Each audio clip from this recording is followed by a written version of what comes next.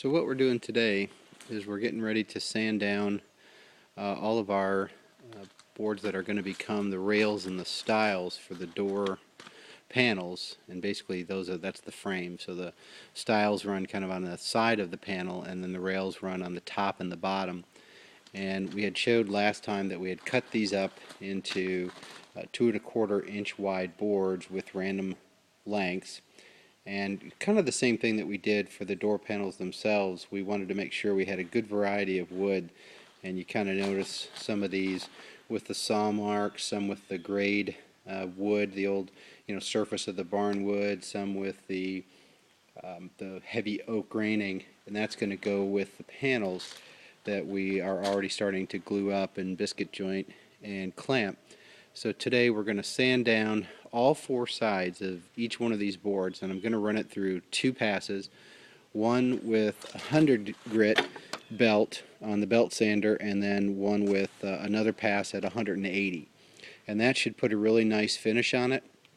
The planer does an amazing job at just the first pass through the planer puts a pretty nice finish on it. So the 100 just helps knock down the higher parts, then the 180 comes along and just puts a really nice smooth finish on there, and then it really helps take the urethane stain on the panels, and in fact all the wood.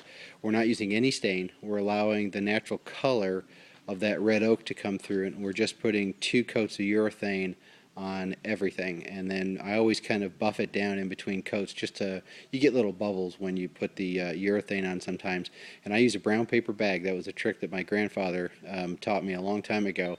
It's just rough enough, and it leaves a bit of a residue that you have to wipe down, but it's just enough to rough up the first coat of the urethane, and it takes the second coat, and while it knocks down all the little bubbles. So it does a really good job, and it's cheap. You can just go to the grocery store and ask for it. It was really nice that my father-in-law donated some equipment to the project. He had used this belt sander for years when he was in the hobby business. Him and Dorothy would go to shows, and they do toys, they did furniture, all kind of wall hangings, that kind of thing, country type items that they would sell. And I'll tell you, this sander probably sanded a ton of wood over the years. He also donated a shaper and the joiner, which we've used, and we've demonstrated on that, and then of course the planer, which we used to make sure that we got all our wood dimensionally down at least the thickness of the boards.